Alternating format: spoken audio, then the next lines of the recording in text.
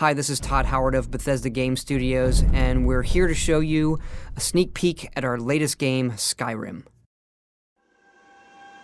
Each time we do a new Elder Scrolls game, we like to start fresh, and Skyrim is no different. Coming off of Oblivion, and then the team did Fallout 3, we had a huge list of things we knew we wanted to do technically with the current generation of hardware and PCs to bring a virtual fantasy world to life. So we've rewritten the render, we've rewritten all the gameplay, the scripting language, the faces, the foliage, and all this comes together in our new engine we call the Creation Engine. So we're interested in all the little details like this plant here, the medium details of these logs and trees, and all the way up to distant mountains. And if you've played our previous stuff, you know that mountain is not just a backdrop. You can walk all the way to the top of that mountain. And it's a huge world. Like our previous games, you can create any kind of character you want and then go do what you want. The game's primarily designed as a first-person game, but you can also play in third person.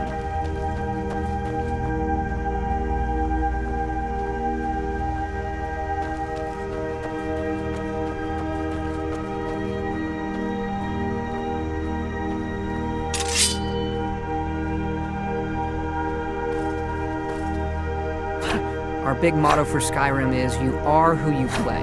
So whatever you have in your hands, or whatever you're using, you're going to get better at, and then you're going to level up. The right trigger does your right hand, and the left trigger does your left hand.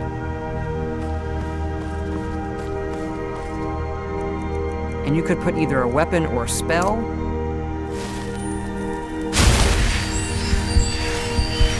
You can also dual-wield spells.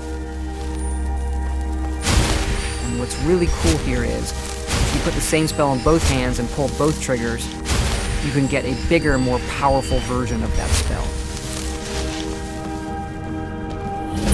Up here we have standing stones. There are 13 of these throughout Skyrim's landscape, and they give you special abilities, but you can only have one of these active at a time.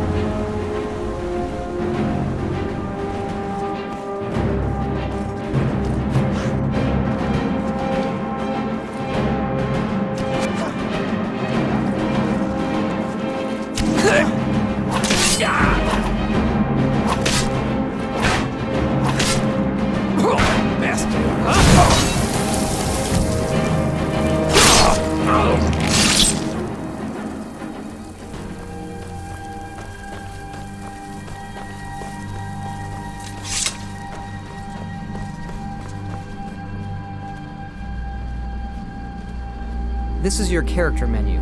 Here you can see all your items, not just what they do stat-wise, but also what they look like. Each of the thousands of objects you can find can be zoomed in, rotated, and looked at in high detail.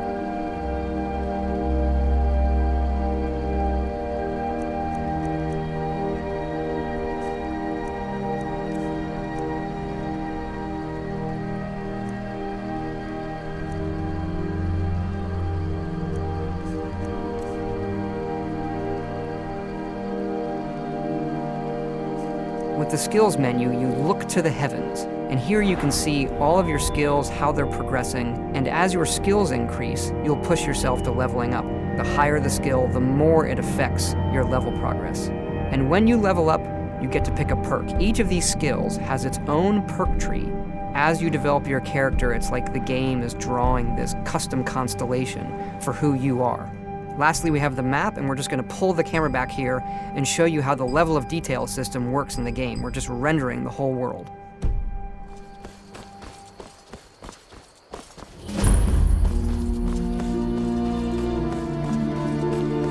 dragon! I saw a dragon!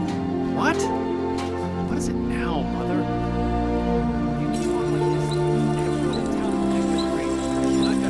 Ain't every day we get visitors in Riverwood. Gerda's family first settled here as woodcutters a few generations ago. She and Hod run the mill.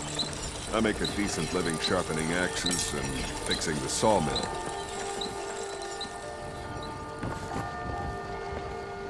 Here for work? Get an axe. And bring me all the wood you can chop.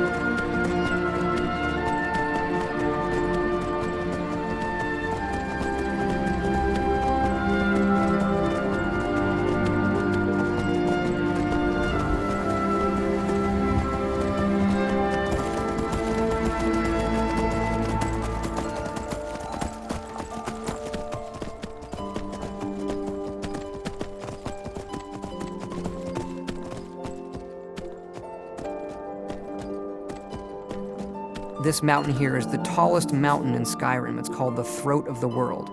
It is home to the Greybeards, who are masters of the voice. The voice is the ability to use the language of dragons and form these magical shouts. And this is a power that you will learn throughout Skyrim's main quest.